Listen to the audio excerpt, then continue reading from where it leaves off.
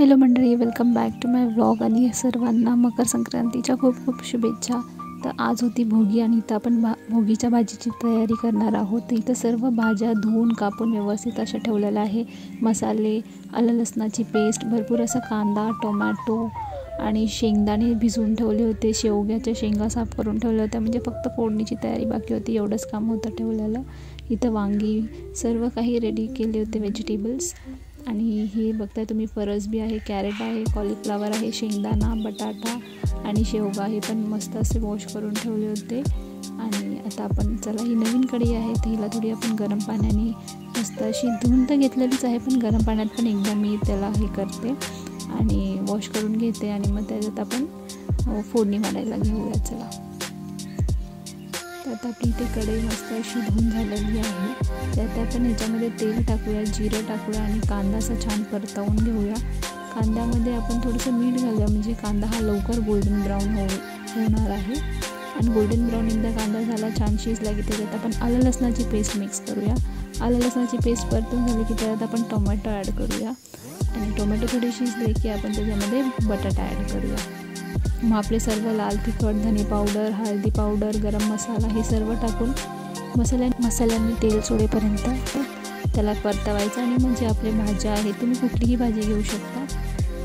ऊस घेता, बोरं घेता त्याच्यात ॲड करायला. आता आपण वांगे ॲड केले आहेत, शेंगदाणे शेवगे ॲड केले आहेत. भाजीचा प्रेफरन्स प्रत्येकाने आपापल्यानुसार घ्यावा.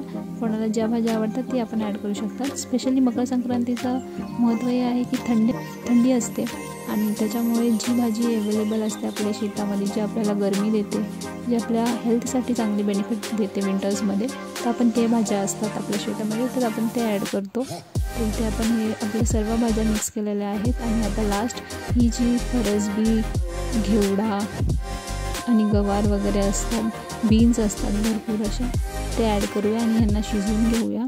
यांना शिजवून भाजी पटकन घेण्यासाठी गरम पाणी करायला ठेवायचं. आणि सोबतच आजचा हिरो इन्ग्रेडियंट तीळ आहे, तर तीळ थोडेसे रोस्ट करून घ्यायचे आणि भाजीमध्ये ॲड करायचे. आणि भाजीला मस्त एक स्टर द्यायचा, मिक्स करायचं आणि मग गरम पाणी करून भाजीमध्ये सोडायचं. कारण का ह्याच्याने भाजी ही पटकन शिजते आणि उकळीत वासण्यात आणि टेस्ट भाजीला खूप छान येते. थंड पाणीपेक्षा आम्ही गरम पाणी टाकणंच प्रेफर करतो. तुम्ही कसं प्रेफर करता ते मला कमेंटमध्ये सांगा. आता आपण इथं भाजी शिजायला ठेवूया आणि आता आपण भाकरीची आपली तयारी करूया. तर बाजरीची भाकर खरं तर भोगीच्या दिवशी करायची असते. आणि भोगीच्या दिवशी तुम्ही सवासणी असेल तुमच्या आजूबाजूला, हे सर्वांना तुम्ही असं खायला द्यायचे, म्हणजे चांगलं असतं ते. सवासणीचं एक सुहागनचं असतं ते बोलतात ते. आणि त्याच्यावर भाकरीवरती पण भरपूर असे तीळ टाकायचे. भाकर उलटी करून पाणी लावून घ्यायचं आणि छान भाकर छान अशी खरपूस भाजली गेली आहे. आणि हिला पुढून पाठून दोन्हीकडून मस्त अशी खरपूस भाजून घ्यायची, म्हणजे ती छान फुगते. ते इथे आपली भाजी पण रेडी झाली. आणि सगळ्यात मेन इन्ग्रेडियंट म्हणजे कोथिंबीर. एक लुकच वेगळा येतो, तो कोथिंबीर ॲड करायची. आणि चला आता आपण जेवायला बसूया भोगीची. तुम्हाला माझे व्लॉग्स आवडत असेल तर मला नक्की कॉमेंटमध्ये सांगा. लाईक, शेअर, सबस्क्राईब करायला विसरू नका. आणि नेक्स्ट रेसिपी तुम्हाला कुठली बघायला आवडेल ही मला कॉमेंटमध्ये सांगा. आणि ही रेसिपी नक्की घरी ट्राय करा आणि कशी बनते हे मला नक्की कॉमेंटमध्ये सांगा. बाय.